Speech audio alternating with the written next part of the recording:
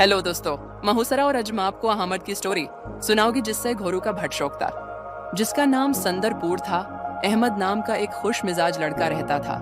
अहमद को खलूने और घोड़ों से बहुत प्यार था, लेकिन उसका प्यार आम बच्चों की तरह नहीं था। अहमद का ख्याल था कि हर घोड़ा किसी खास रंग का एक खूबसूरत फन पारा है, एक ऐसी दुनिया है जो मुकम्मल तौर पर उसकी अपनी है। अहमद के घर के बाहर एक पुराना उस्तबल था जो बरसों से खाली था। अहमद हर रोज उस्तबल को साफ करता और उसे अपनी पसंदीदा कहानियों का मस्कन बना देता।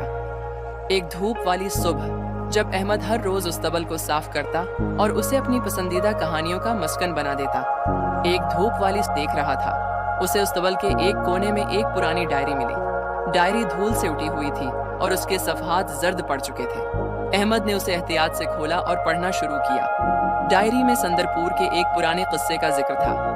ये कहानी कौसे कुज़ह के घोड़ों के बारे में थी, जिनके बारे में कहा जाता था कि वो जंगल में कहीं छिपे हुए हैं। इन घोड़ों के बाल कौसे कुज़ह के रंगों की तरह थे और कहा जाता था कि वो सिर्फ इस शख्स को दिखाई देते हैं जिसका दिल खालिस और जो घोड़ों से सच्ची मोहब्बत करता हो। अहमद का दिल जोश से धड़कने लगा। क्या ये मुमकिन है? क्या वो वाकई इन घोड़ों को देख सकता था? अगले दिन अहमद अपनी डायरी और कुछ खाना लेकर जंगल की तरफ रवाना हो गया।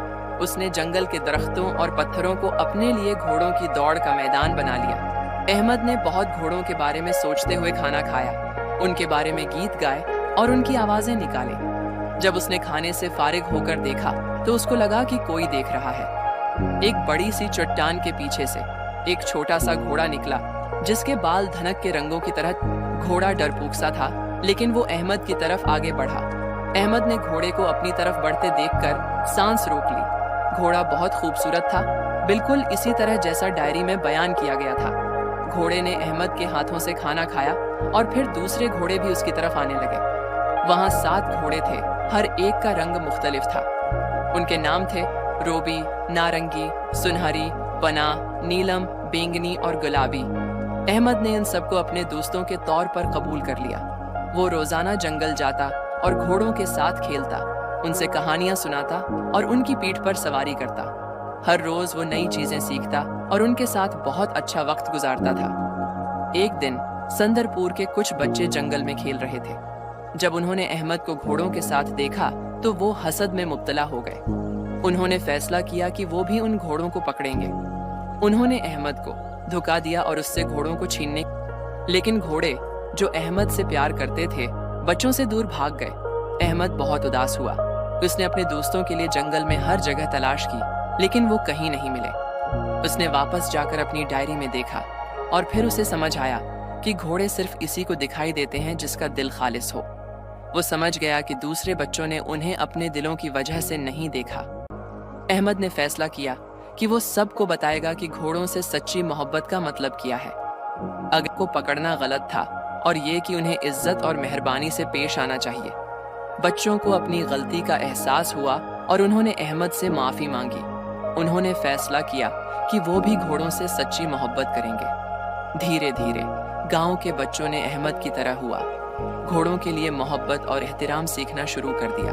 वो जंगल में उसके साथ जाते और जब उनका दिल पाक हो जाता तो वो भी कौसे कुज़ह के घोड़ों को देख सकते थे।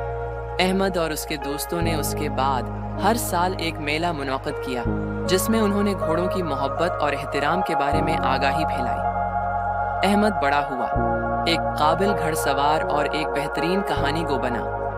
वो संदरपुर में खुशी से रहने लगा और उसने हमेशा अपने दिल में कौसे कुज़ह के घोड़ों की याद को जिंदा रखा। हासिल सबक, ये कहानी हमें सिखाती है कि सच्ची मोहब्बत और एहतराम हर चीज को बदल सकता है। हमें दूसरों के साथ मेहरबानी और हमदर्दी से पेश आना चाहिए और हमें किसी हमदर्द के साथ हमदर्दी से पेश आना चाहिए। भी चीज को हासिल करने के लिए हसद या लालच नहीं करना चाहिए। इसके अलावा ये कहानी हमें ये भी सिखाती है कि दिल की पाकीज़गी बहुत ज़रूरी है और ये कि अगर हम अपने दिलों को साफ रखेंगे तो हमें हिर्त अंगेज चीज़ें देखने को मिल सकती हैं।